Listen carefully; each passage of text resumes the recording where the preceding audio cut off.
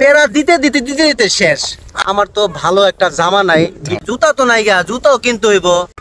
সম্মানিত ভিউয়ার্স, আসসালামু আলাইকুম। আশা করি সকলে ভালো আছেন। আমরা একটা কামরাঙ্গা গাছের নিচে দাঁড়িয়ে আছি। প্রকৃতি খুব সুন্দর, দেখেন সৌন্দর্য কত সুন্দর আর কত বাতাস, আর পরিবেশটা আসলে খুব মনোরম পরিবেশ। ধান ক্ষেতের খুব পাশে দাঁড়িয়ে রয়েছি। তো হাসান স্যার, একটা কথা জিজ্ঞাসা করার দরকার ছিল।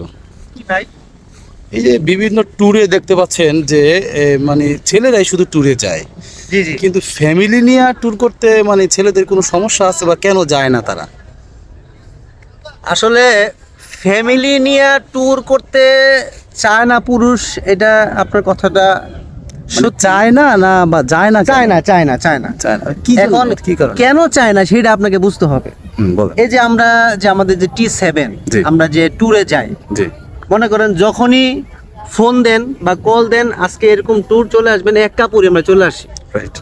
কিন্তু যদি আপনি পরিবার নিয়ে ট্যুরে যেতে চান তাহলে কি হবে জানেন?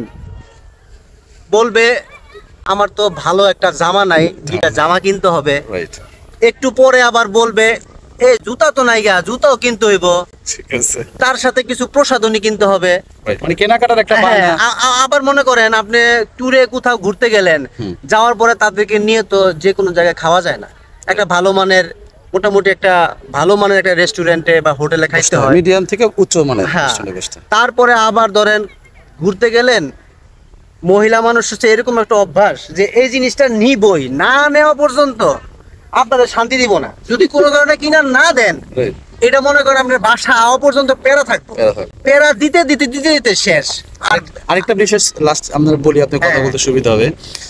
মহিলাদের ঘুরতে যাওয়ার কোনো জামা নাই বা পড়তে কোনো জামা নাই, কিন্তু আলমারিতে জামা রাখার জায়গা নেই। জায়গা নাই। এই বিষয়টা একটু বলুন। এইটাই তো বলতেছি।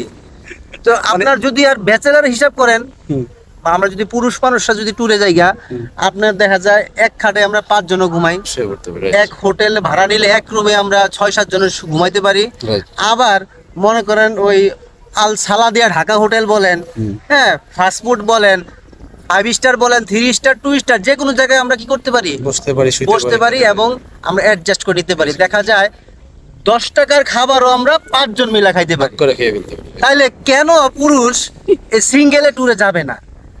আপনার কথা যুক্তি আছে। তো এইটাই। তবে আপনার কথা যুক্তি যেমন আছে, এবং মুক্তির তো দরকার আছে। আপনার তো মুক্তি নাই, যেহেতু আপনি যুক্তি কাটে একটা কথা বলছেন। জি জি, কিন্তু প্রত্যেকটা পুরুষ তো একটা নারী গঠিত বা একটা ফ্যামিলি নিয়ে চলাফেরা জি, করে। অবশ্যই। তো এই মুক্তি কোত্থেকে পাবে? মানে তাদের তো এটা- ফ্যামিলির কাছ থেকে মুক্তি আসলে পেতে হবে। এইটা আমি মনে করি যারা চালাক, মানে যে সকল নারী চালাক বা বুদ্ধিমান বা চতুর, তারা এই ভিডিও দেখা যদি তারা সেই কনসেপ্টটা নিতে পারে যে আসলে কি করলে আমরা আমাদের হাজবেন্ড সহকারে বা পরিবার সহকারে ট্যুরে যেতে পারি, তাহলে তারা এখান থেকে শিক্ষা নিবে। Right.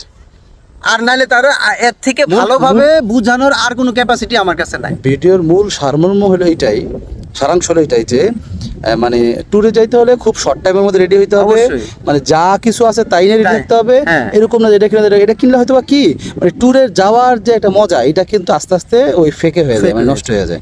সো আমাদের উচিত হলো কি, যা আছে তাই নিয়ে আমরা ট্যুরে ঝাঁপিয়ে পড়বো। অবশ্যই অবশ্যই তো অবশ্যই। বুঝতেই পারলেন, আসলে হাসান ভাই খুব সুন্দর করে বুঝাই দিছে। পরিবেশটা আসলে অনেক সুন্দর। তো আমাদের সাথে আরো 2জন ব্যক্তি আসছে, ওই দেখেন গাছের নিচে। তারা কি গল্প পরিকল্পনা করতেছে আল্লাহ জানে। তো আজকের ভিডিওটা এই পর্যন্তই। ভালো লাগলে লাইক কমেন্ট শেয়ার করুন। আসসালামু আলাইকুম।